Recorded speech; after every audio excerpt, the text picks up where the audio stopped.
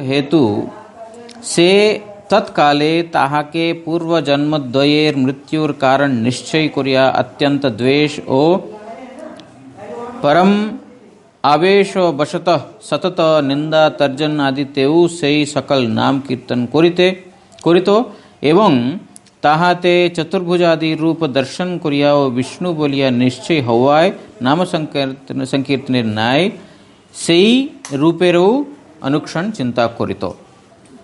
तो ये शिशुपाल जो उनका तृतीय जन्म के बारे में बता रहे हैं। शिशुपाल जो है उन्होंने देखा श्री कृष्ण ही वासुदेव है, यही है वासुदेव। और ये चिंतन करते करते उनके नाम का चिंतन हुआ, या नाम के साथ उनका संगम हुआ। नाम के बारे में यही वासुदेव है इस प्रकार। और उसी प्रकार पूर्व जन्म में मृत्यु का कारण यही है, इसी ने मुझे मारा था, इस प्रकार का उनका ये भी था, उनके प्रति एक द्वेष भावना, वैर भावना। और ऐसा करते करते उन्होंने मृत्यु के समय उस कृष्ण में चतुर्भुज नारायण रूप का दर्शन भी किया। इस प्रकार नाम संकीर्तन और भगवान का रूप के साथ उनका मिलन होने के कारण या उनका स्मरण होने के कारण जो है वो परब्रह्म में विलीन हुए। तज्जन्नो दोषजनितो पापराशि दग्ध हुआ। इसको थोड़ा बंद कर देना, नहीं तो मक्खी घुसेगा। तज्जन्य दोषजनितो पापराशि, बाहर का जाली वाला दरवाजा बंद करो, नहीं तो मक्खी घुसेगा। खुला है, खींचो। हाँ। तज्जन्य दोषजनितो पापराशि दग्ध हवाय श्री कृष्ण निक्षिप्त चक्रेर दीप्ति द्वारा ताहार दैत्य भाव दूर होइयाछिलो एवं शुद्ध संस्कृत दिव्य चक्षु लाभ करिया से ताहार परम ब्रह्म निराकृति दर्शन करे। तो इसीलिए बोल रहे हैं जो उनके दोषों के वजह से जितने भी पाप हुए हैं, भगवान को निंदा किया, भगवान को नाना प्रकार का बातें बोले उल्टा पुल्टा, उसकी वजह से जो भी वो दोष की वजह से जो भी पाप हुए हैं वो सब खत्म हो गए। क्यों? उनका वासुदेव इत्यादि नाम का स्मरण हो गया भगवान का, और दूसरा भगवान का चतुर्भुज रूप का दर्शन भी हुआ। उसकी वजह से जो है उनका जितने भी पाप है सारे पाप उनके खत्म हो गए। और जो श्री कृष्ण ने जिस चक्र को छोड़ा था, उस चक्र का जो दीप्ति, उस दीप्ति का जो तेज से जो है उनका दैत्य भाव भी चला गया, असुर भाव भी उनका खत्म हो गया, क्योंकि उनका दोष खत्म हो गया और असुर भाव भी खत्म हो गया। वो जो है परब्रह्म में विलीन हो गए। ये जब तक ये पूरा शुद्ध नहीं होता है दोष गुणों से, मतलब जो परब्रह्म में प्रवेश करने के लिए भी जगत के नाना प्रकार का पाप, दोष, निंदा, हेय भाव, ये सब चला जाना चाहिए। क्योंकि परब्रह्म जो कल हमने जैसे श्रवण किया था वो निर्विकार दशा है, वहाँ पर कोई दशा नहीं, मतलब गुस्सा नहीं आएगा, किसी के प्रति द्वेष भावना नहीं रहेगा, है ना, और कोई पाप पुण्य इत्यादि कुछ भी नहीं रहेगा वहाँ पर। तो जब तक कोई भी व्यक्ति इन सब चीज़ों से पूर्ण रूप से मुक्त नहीं होता तब तक उसको ब्रह्म ज्योति भी विलीन प्राप्त नहीं होता है। इसीलिए बड़े बड़े ज्ञानी लोग जो इतना कड़ी तपस्या करते हैं, साधना करते हैं, किसी लिए? ब्रह्म ज्योति में विलीन होने के लिए। लेकिन वो ब्रह्म ज्योति भी जो श्री कृष्ण के प्रति इन्होंने वैर किया था शिशुपाल ने, उस वैर से भी वो प्राप्त हो गया, क्योंकि सब चीज़ों से मुक्त हो गए थे। तत्काले सुदर्शन चक्र आघाते ताहार दैत्य देह विनष्ट होइले से परब्रह्म में लीन होइया छिलो। और जो सुदर्शन चक्र स्पर्श होने के कारण वो दैत्य शरीर उनका वो भी खत्म हो गया और वो परब्रह्म में विलीन हो गया। श्री कृष्णे द्वेषजनित अतिशय आवेश हेतु शिशुपाल ताहाते सायुज्य लय प्राप्त हইয়াছিল সেই কথা বলিয়া ও নিজের বাল্যকালীয় নিহত পুতনাদির মোক্ষ কিন্তু अन्यावतारे एवं ईश्वर चेष्टाक्रमे निहत कालनेमी प्रभृतिर मोक्षाभाव आलोचना करिया এই गद्य कीर्तन হইয়াছিল ही प्रसिद्धि अर्थे। तो इस श्लोक का अर्थ और विस्तार करके बता रहे हैं। जो जिस श्लोक का यहाँ पर अनुवाद चल रहा है, बोल रहे हैं कि शिशुपाल ने बहुत द्वेष किया। द्वेष करने के बाद श्री कृष्ण के हाथों में हत होकर के मर के वो ब्रह्म में विलीन हो गया।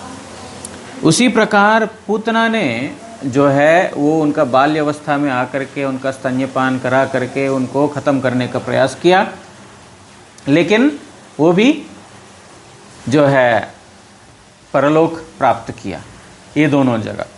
लेकिन कालनेमी इत्यादि अन्य असुर लोग हैं, वो अन्य दूसरे अवतारों में या तो ईश्वर का जो अलग अलग अवतार उनके युद्ध से नाना जो कालनेमी इत्यादि असुर लोग का संहार हुआ, उनको इस प्रकार का प्राप्त नहीं हुआ।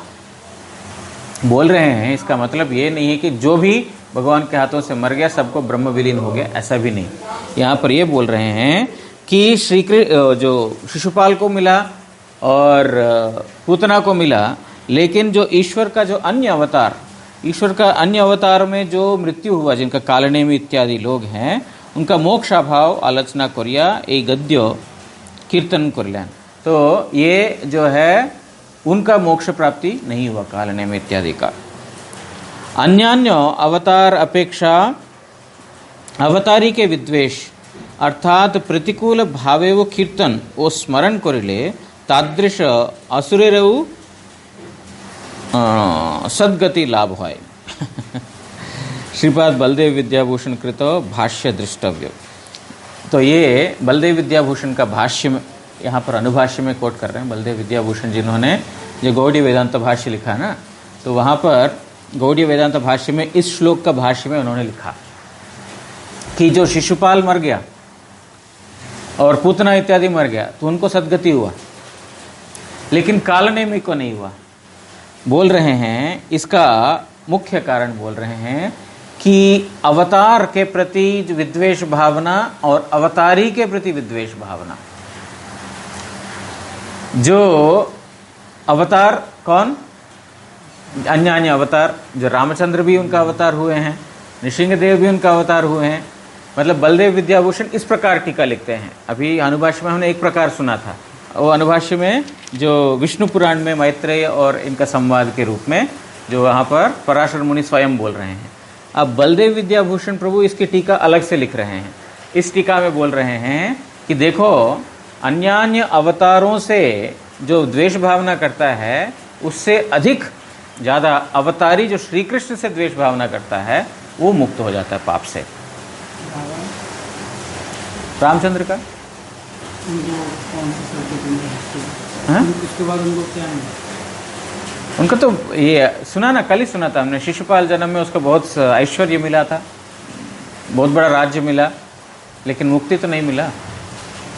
तो यहाँ पर बलदेव विद्याभूषण प्रभु एक प्रकार का भाष्य लिख रहे हैं। कल हमने एक प्रकार का हमने सुना था, अब ये बोल रहे हैं कि अन्यान्य अवतार अपेक्षा, जो बाकी अवतार जो है उनके अपेक्षा अवतारी के विद्वेष, जो अवतारी जो श्री कृष्ण उनका विद्वेष करने से प्रतिकूल भाव में भी, अगर मतलब विद्वेष करना मतलब उनका प्रतिकूल भाव, अगर उनके प्रति प्रतिकूल भाव में भी कीर्तन और स्मरण किया, प्रतिकूल भाव में भी कीर्तन और स्मरण किया, तो फिर उसको सद्गति लाभ होगा। जो अवतार हैं उनके प्रति विद्वेष भावना रखा तो सद्गति नहीं होगा, लेकिन अवतारी के प्रति किया तो फिर उनका भी होगा, है ना। जो यहाँ पर मूल श्लोक में हम सुने थे ना कि जो काम से, जो भय से, जो द्वेष से, या जो क्या बोलते हैं स्नेह से जो भगवान के प्रति वैर करता है उन लोगों का सद्गति होगा, लेकिन ये अवतारी पुरुष, अवतार के प्रति नहीं। मतलब इससे बलदेव विद्याभूषण प्रभु ये भी बोल रहे हैं कि श्री कृष्ण का क्या महिमा है, है ना, अन्य अवतारियों से, अवतार पुरुषों से अवतारी श्री कृष्ण का और कितना श्रेष्ठ महिमा है। होता है ना, एक मतलब हर एक भक्त का ना एक अपना इष्ट देव के प्रति एक अलग आकर्षण रहता है। ये इस प्रकार भावना है, भक्त का इस प्रकार भावना है, भक्त का इस प्रकार रुचि। बाहर के लोग इसको अप्रिशिएट नहीं कर पाएंगे, गौड़ीय मठ के होने के नाते हम लोग इसको अप्रिशिएट कर पाएंगे। किस प्रकार एक अपना इष्ट देव के प्रति एक झुकाव रहता है ना हर एक व्यक्ति का। कैसे रामचंद्र से श्री कृष्ण भगवान श्रेष्ठ है, इस प्रकार एक इसमें एक अलग मिठास है ना। जैसे सब बच्चे प्यारे होते हैं, लेकिन माँ के लिए अपना बच्चा बहुत प्यारा रहता है ना। और जो साधारणतः जिसको जिस व्यक्ति के प्रति झुकाव है, वो सारे गुण जो है अपना वो व्यक्ति के अंदर वो देख लेता है। उसके अंदर अवगुण भी उसका गुण के रूप में ही दर्शन होगा, क्योंकि उस व्यक्ति के प्रति उसका स्नेह है, प्यार है।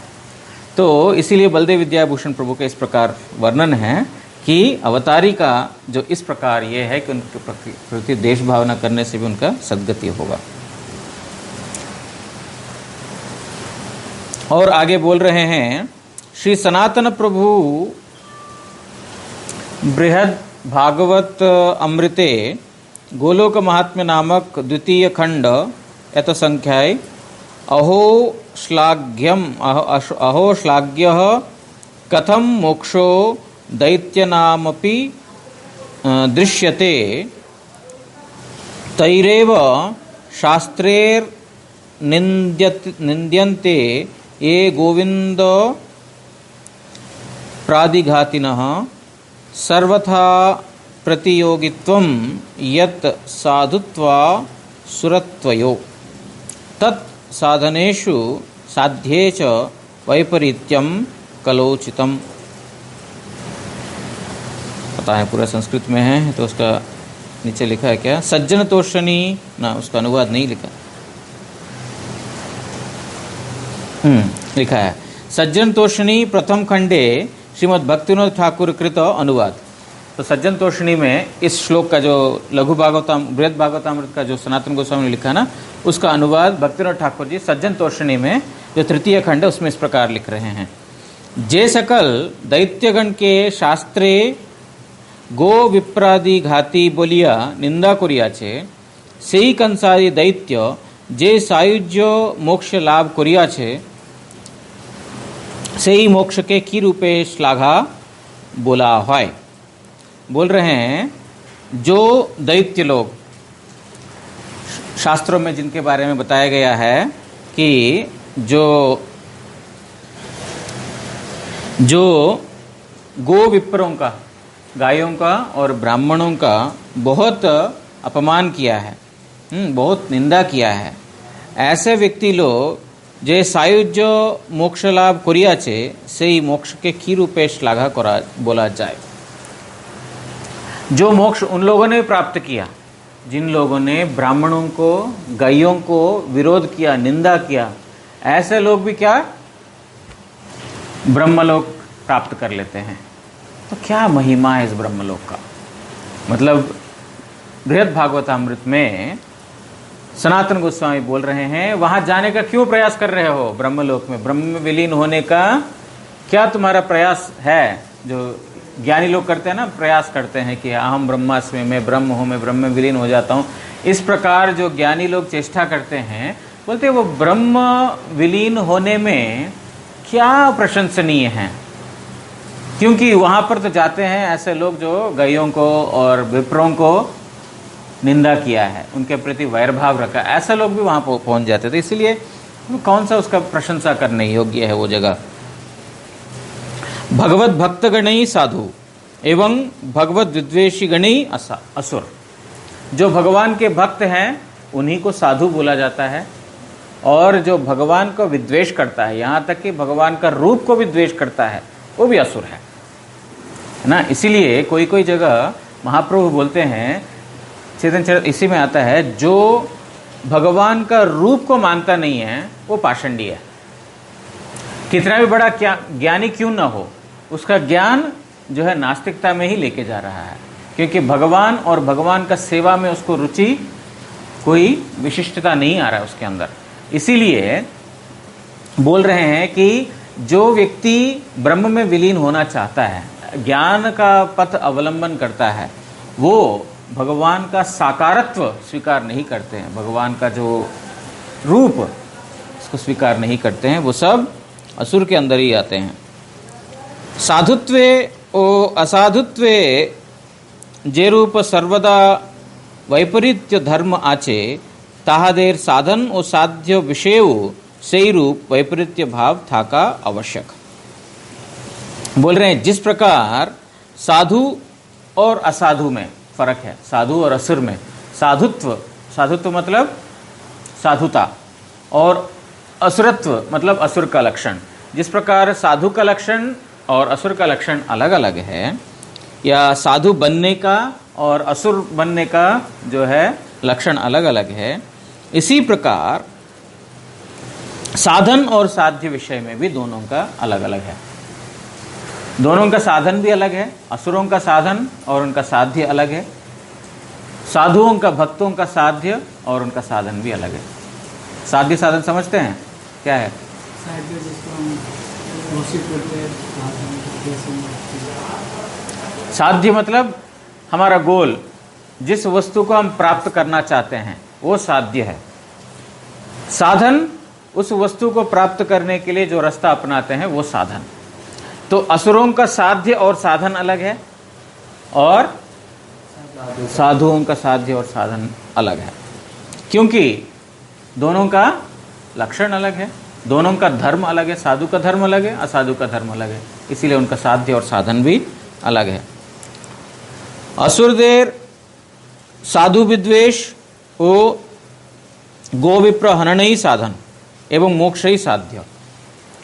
असुर लोग, इन लोगों का साध्य क्या है, साधन क्या है?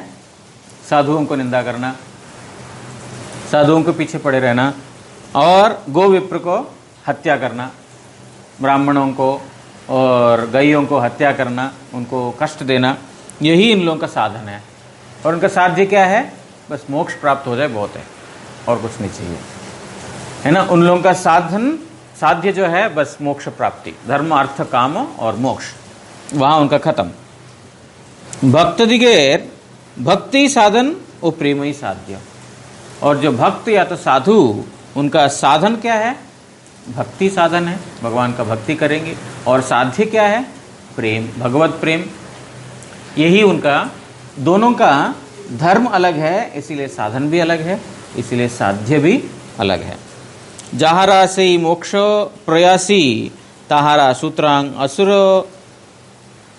असाधु दिगेर न्याय केवल ज्ञान चेष्टा रूप असाधु साधन आश्रय कोरैन।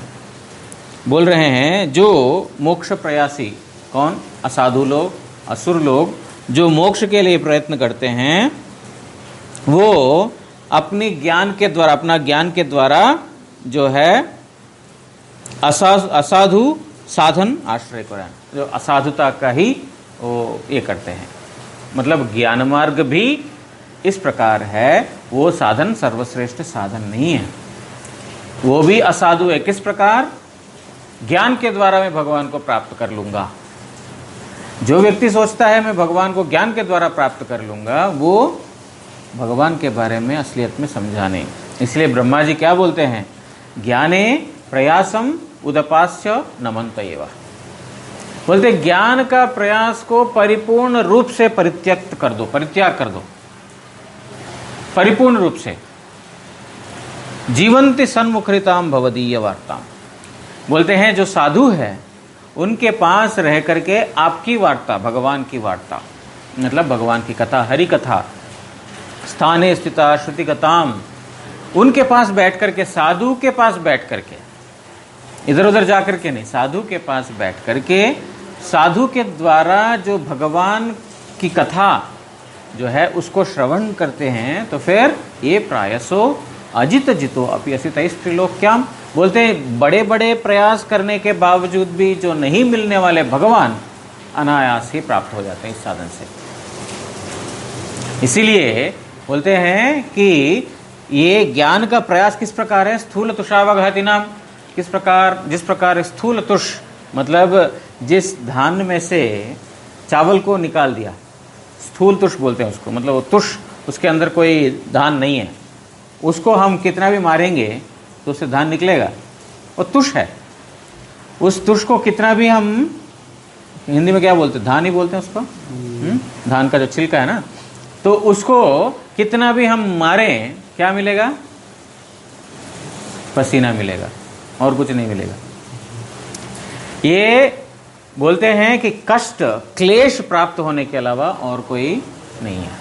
इसीलिए ज्ञान साधन अत्यंत क्लिष्टकारक साधन है, लेकिन इतना करने के बावजूद भी क्या मिलेगा? ज़्यादा से ज़्यादा ब्रह्म सायुज्य मिलेगा, ब्रह्म में विलीन हो तब मिलेगा, जिसको असुर लोग भी प्राप्त कर लेते हैं। तो बोल रहे हैं क्या उसमें प्रशंसनीय स्थान है वो ब्रह्मलोक, परव्योम हम सब लोगों के लिए एकमात्र प्राप्त करने का प्रयास होनी चाहिए। ये यहाँ पर इसका तात्पर्य है। तो यहाँ पर ये इसकी टीका समाप्त होती है।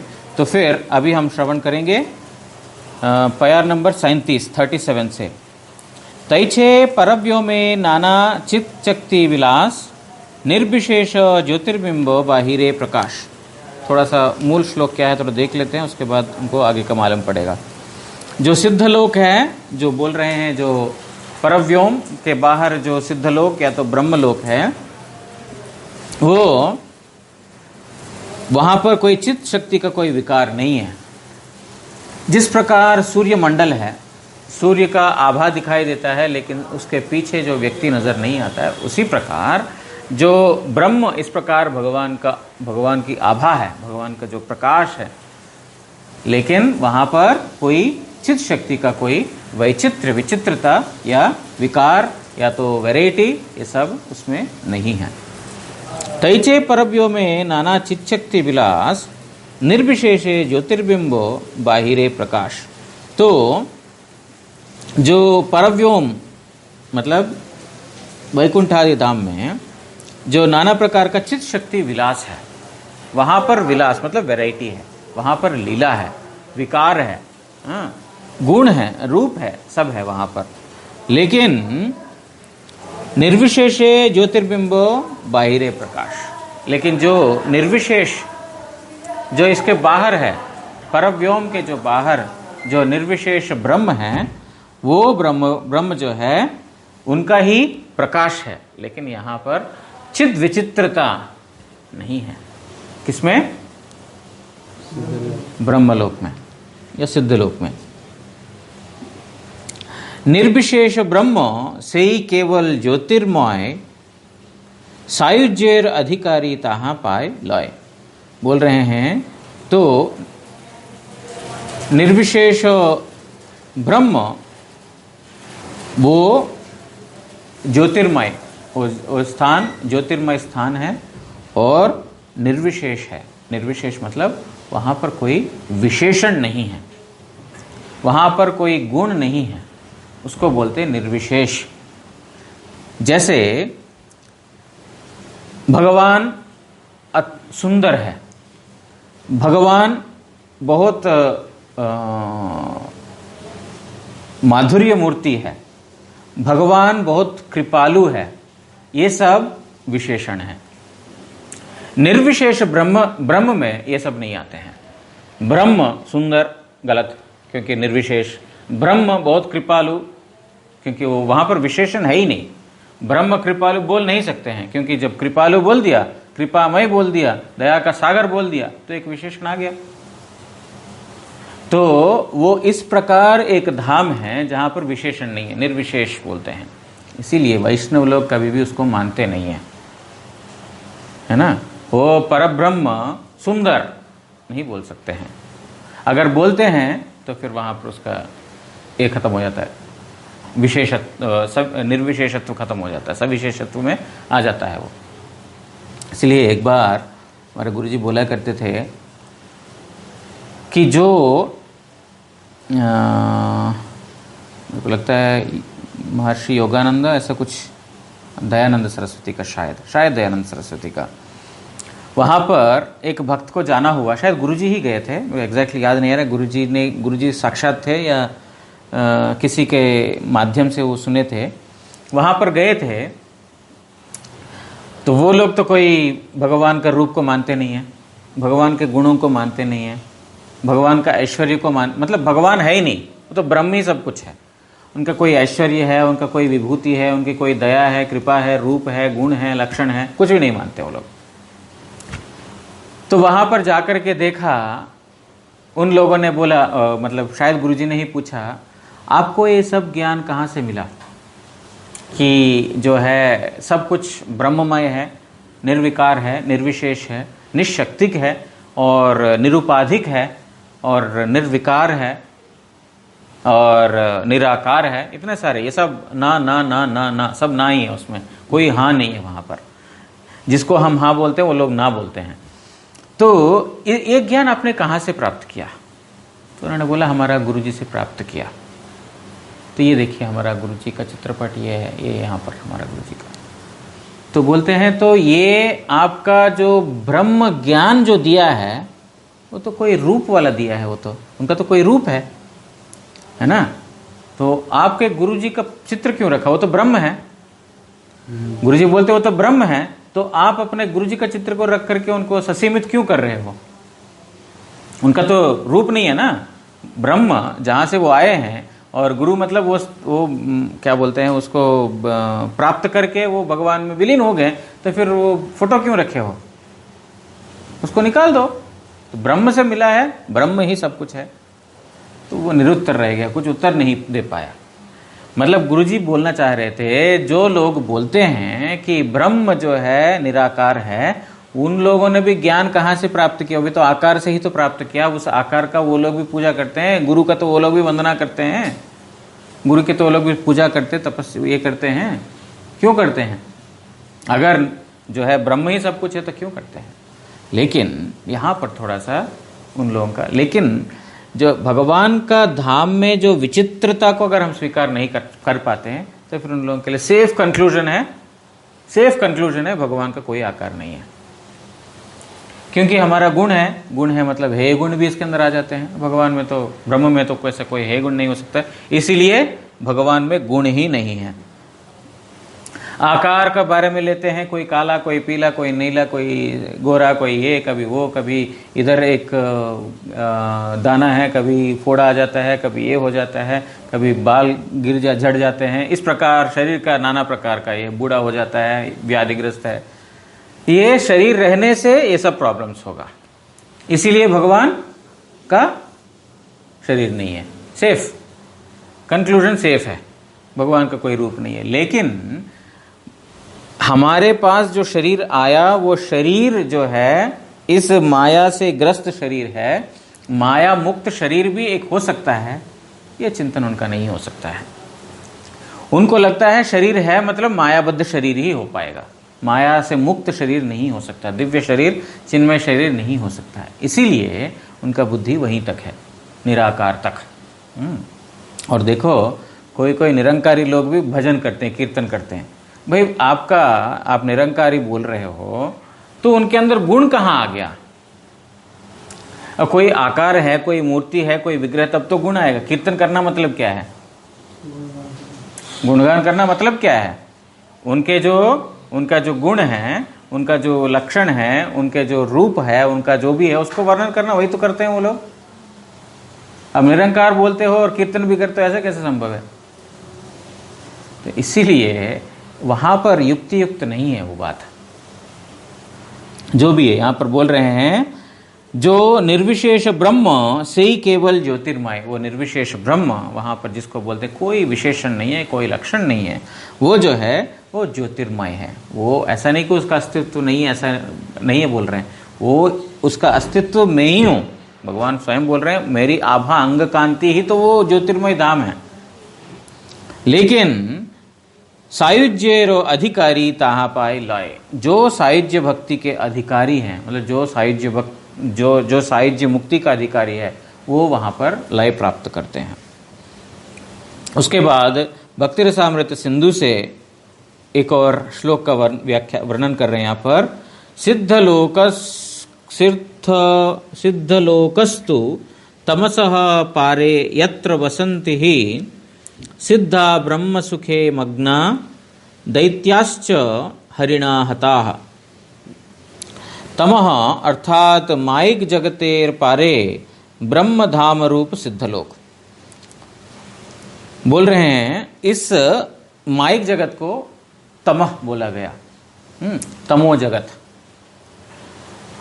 असतोमा सद्गमया तमसोमा ज्योतिर्गमया, है ना। बोलते हैं तमस, तमस मतलब माया से ज्योतिर्गमया, तुम अंधकार से लाइट में जाओ।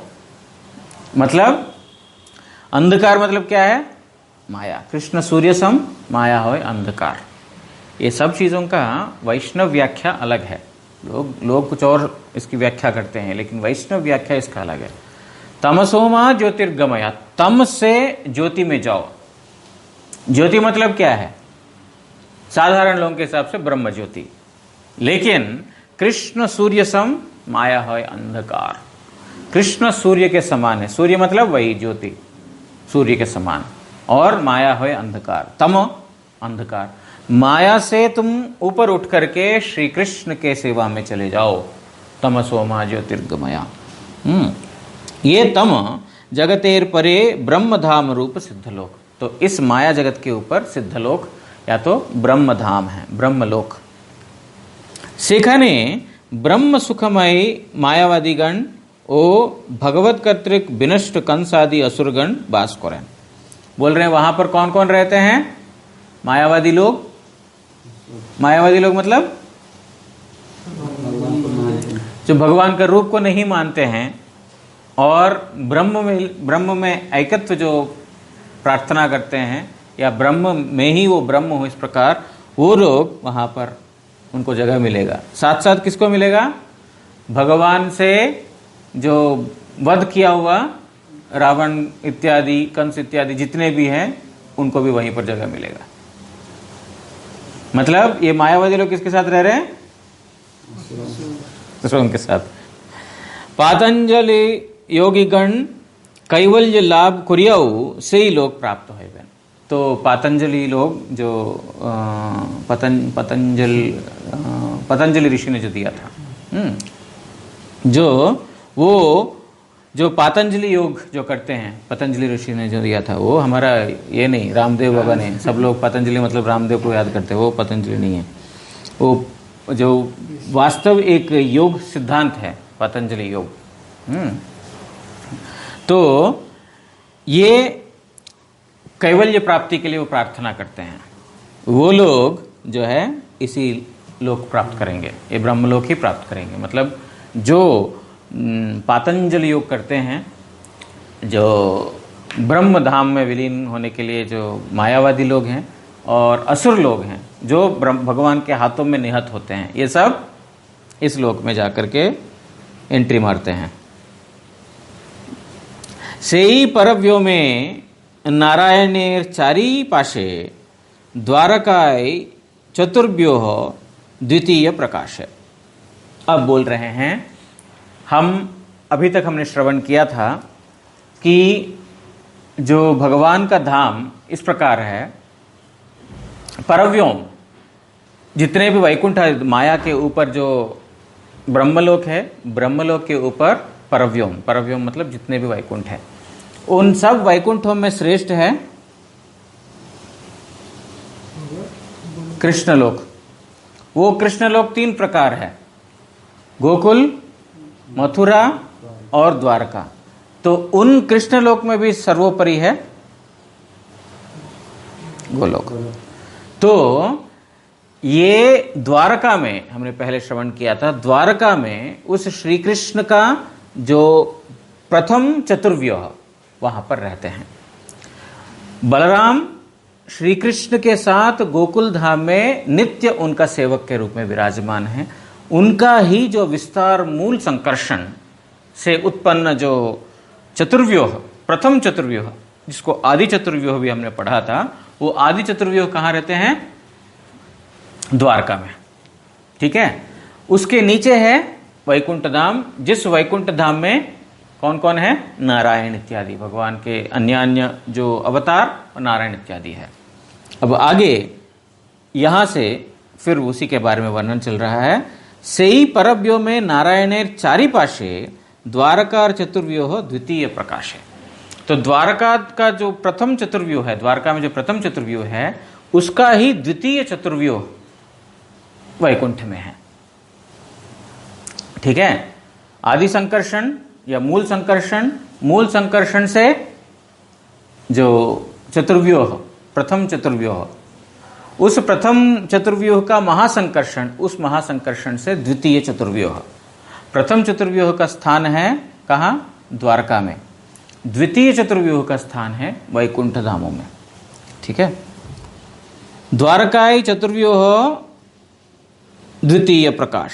ये बोल रहे हैं कि परव्योम में जो नारायण का चारों दिशाओं में, साउथ ईस्ट नॉर्थ वेस्ट, ये चारों दिशाओं में जो है 4 व्यूह रहते हैं।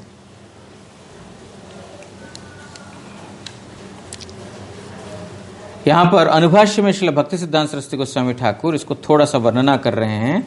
परव्यो में पूर्वादि दिक् चतुष्टये वासुदेवादि चतुर्व्यूह क्रमन्वये अवस्थान कुरेन इहाई पद्म पुराणे कथित होइयाचे। तो पद्म पुराण में इस प्रकार लिखा गया है कि पूर्व,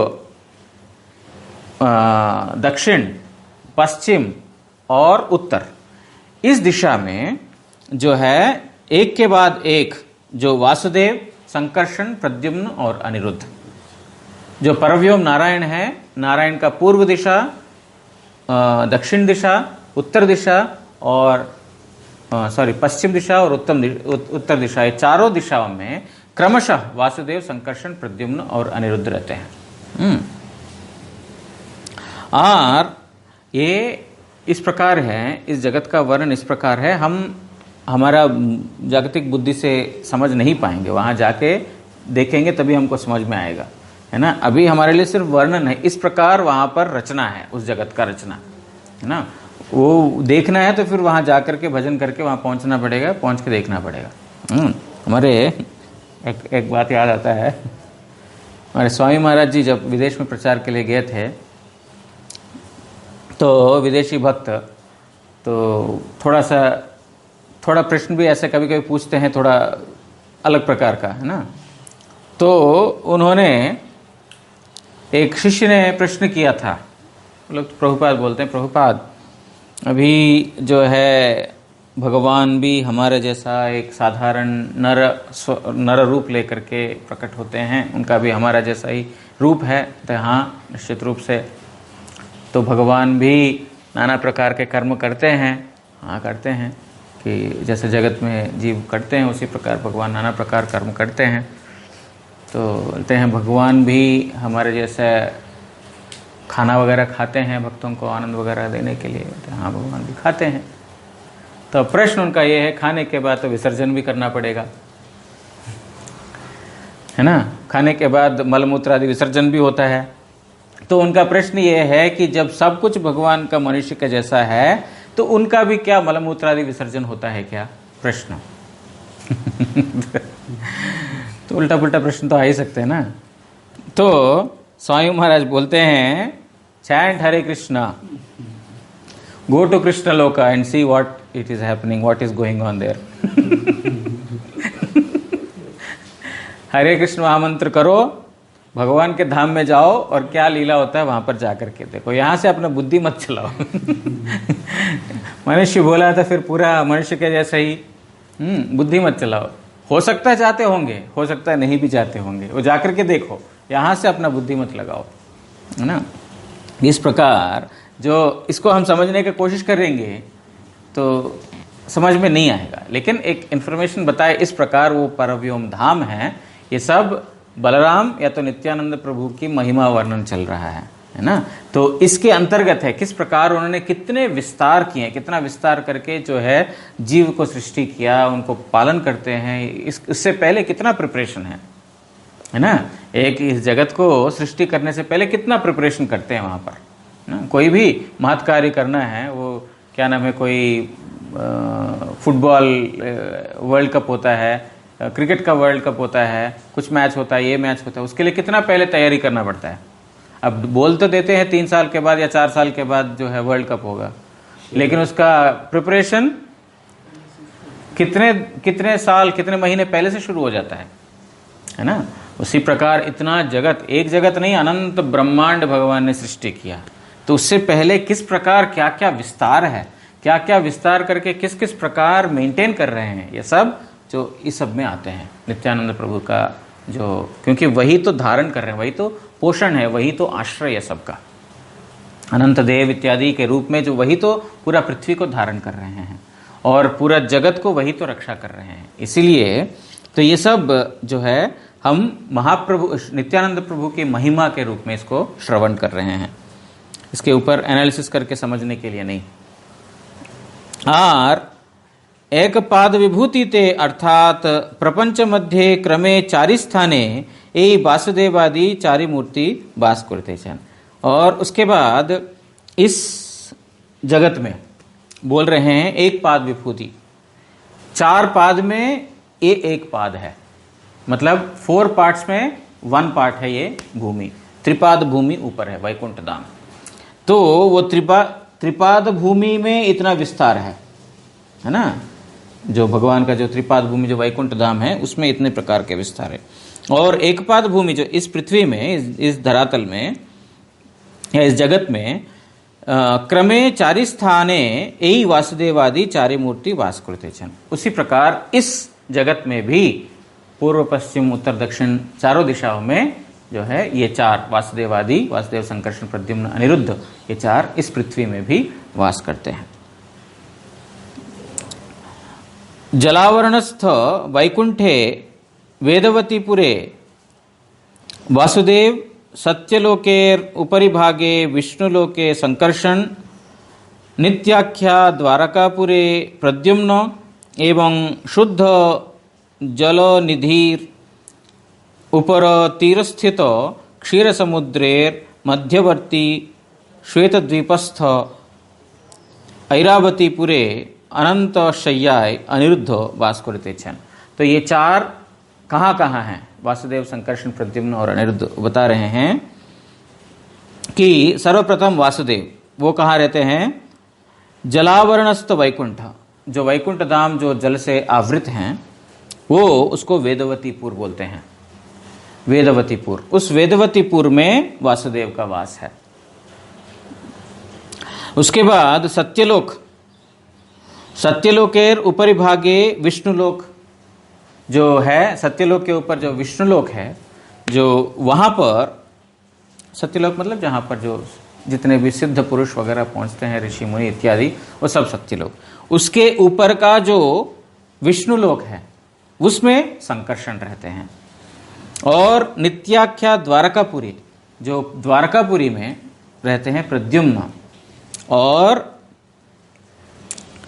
शुद्ध जलनिधिर उत्तर तीर स्थित मतलब जो शुद्ध जल, जो वैकुंठ धाम का जो शुद्ध जल का जो उत्तर तीर में क्षीर समुद्र सागर है, उस क्षीर समुद्र सागर का जो मध्य में एक द्वीप है, उसका नाम है श्वेतद्वीप। उस श्वेतद्वीप के अंदर एक जगह है, उसका नाम क्या है, ऐरावतीपुर। उस ऐरावतीपुर में रहते हैं अनिरुद्ध। ठीक है, ये उन लोगों का एड्रेस है, जिनको जाना है जा सकते हैं,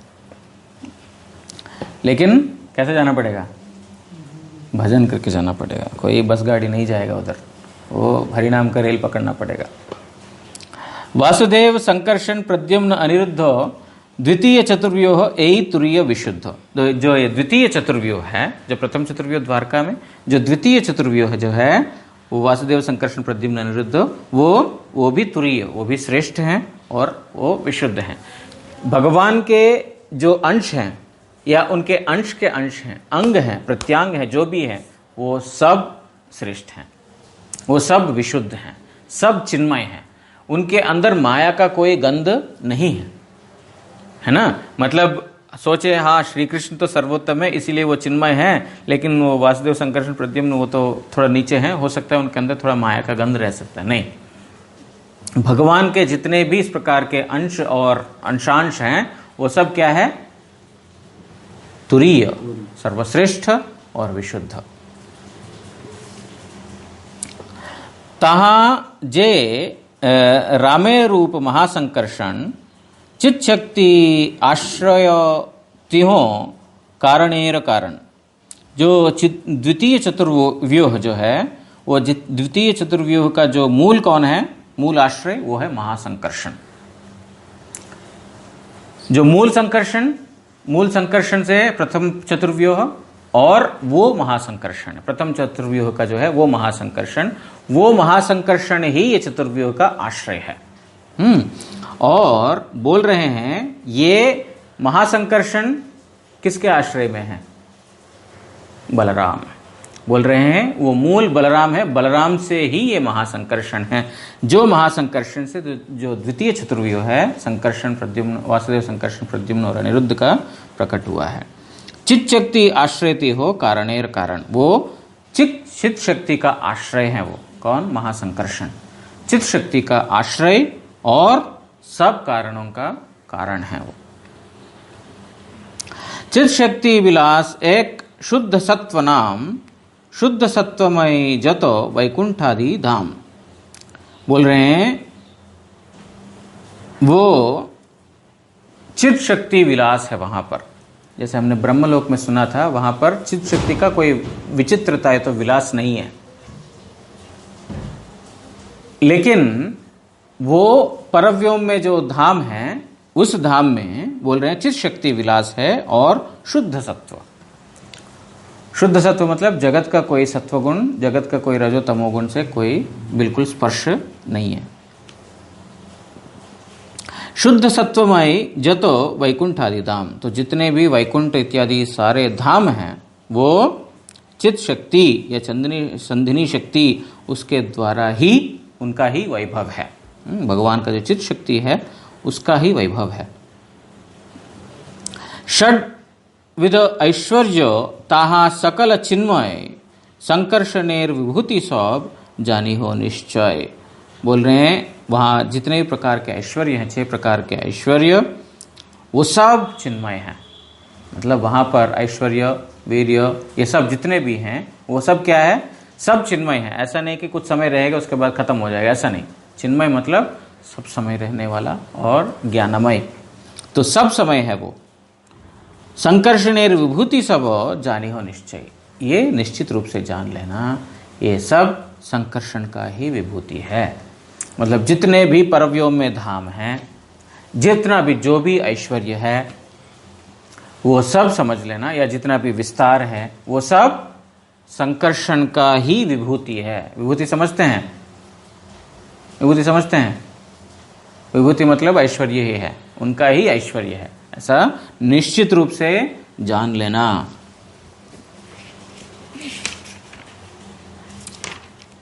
जीव नाम तटस्थाख्या एक शक्ति है, महासंकर्षण सब जीवेर आश्रय। इसके अलावा जो परव्योम हो गया, परव्योम के बाद जो परव्योम के बाहर जो जीव शक्ति है, बोल रहे हैं वो तटस्थाख्या है। तटस्था से उसका उद्भव हुआ है जीव शक्ति। और बोल रहे हैं महासंकर्षण भी उन सब जीवों का आश्रय है। बोल रहे हैं ना केवल परव्योम का जितने भी धाम और ऐश्वर्य उनका आश्रय में है, जीव भी उनके आश्रय में ही है। वो मूल संकर्षण ही सबका कारण है, सब कारणों का कारण है। लेकिन हम श्री कृष्ण को सब कारणों का कारण क्यों बताते हैं? तो फिर संकर्षण के कारण, क्योंकि उनके भी जो कारण है, वो जो सब कारणों के कारण जो संकर्षण है, उनका भी मूल कारण है। इसीलिए श्रेष्ठ जो है वहां पर जाता है सब कुछ।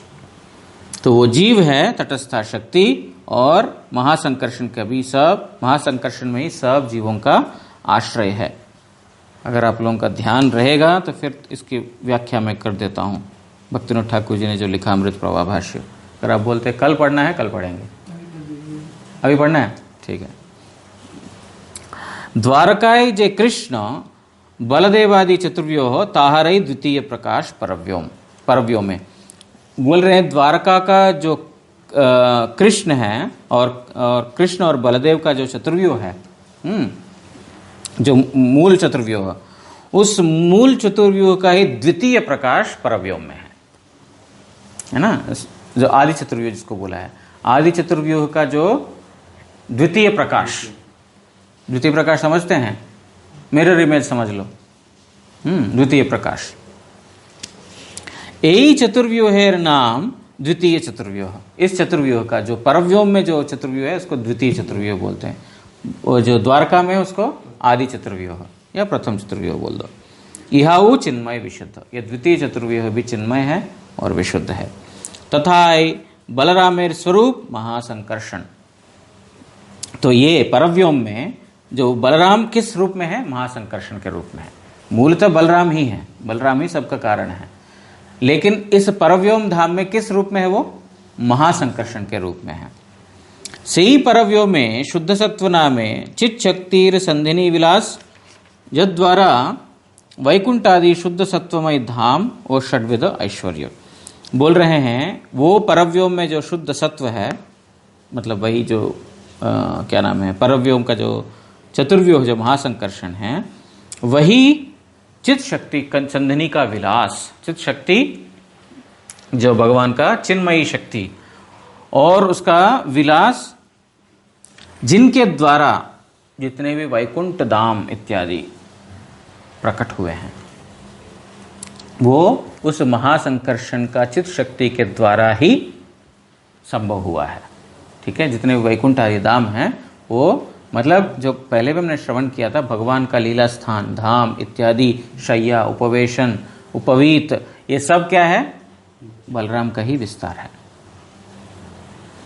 वही समस्त ही महासंकर्षणेर विभूति, ये सब जितने भी ऐश्वर्य है, धाम है, ये सब महासंकर्षण का ही विभूति है।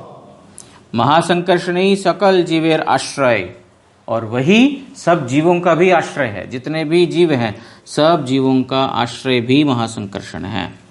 सूत्रांग तटस्था क्या जीव शक्ति आश्रय, बोले जो तटस्था शक्ति से जो निकले हुए जीव हैं, उनका भी आश्रय संकर्षण ही है। परव्योम महासंकर्षण में ही आश्रित हैं, और जीव तटस्था शक्ति से है, वो भी उसी महासंकर्षण में आश्रित हैं। चित्कण जीवसत्ता जीवशक्ति संभूत होयौ माया शक्तिर अभिभाव्य रूपे निर्मित होवाय माया और चित यही उभय तटस्थ धर्म जनित तटस्थ नाम प्राप्त हो। अच्छा, अभी प्रश्न उठ सकता है कि जीव तो चित्कण है, जीव चित्कण है, चित्कण मतलब चित जगत का रूप है, चित जगत का कण है वो, तो उनके अंदर तो जीव सत्ता है या चित सत्ता है, तो उनको तटस्थ क्यों बोला है ना, उनको क्यों तटस्थ बोला है? बोल रहे हैं क्योंकि वो चित्कण जीव माया शक्ति के कंट्रोल में भी आ सकता है। उनके अंदर चित शक्ति तो है ही है, लेकिन इसके अलावा वो माया शक्ति के अधीन हो सकता है, क्योंकि इसके अंदर कभी माया शक्ति तो कभी तटस्था शक्ति, इस प्रकार दोनों शक्ति उसके अंदर विद्यमान है। इसको तटस्था शब्द यूज किया गया है। मतलब जिस प्रकार तटस्थ मतलब जो पानी का बैंक होता है ना, वाटर बैंक, तो वहां पर क्या होता है कि वो गीला भी रहता है, सूखा भी रहता है। समुद्र के पास जाएंगे, गीला भी रहता है, सूखा भी रहता है ना, तो वो जो तट है वहां पर उसी प्रकार जो है जीव उसी अवस्था में है, उनके अंदर चित स्वरूप भी है और माया का अधीन, माया वश होने का ये भी है, इसीलिए उनको तटस्था बोला गया। तो तटस्था से उत्पन्न जो जीव है, वो जीव भी महासंकर्षण का आश्रय में है। तो ये भक्तिविनोद ठाकुर जी का अमृत प्रभा भाष्य, कल आगे का हम श्रवण करेंगे।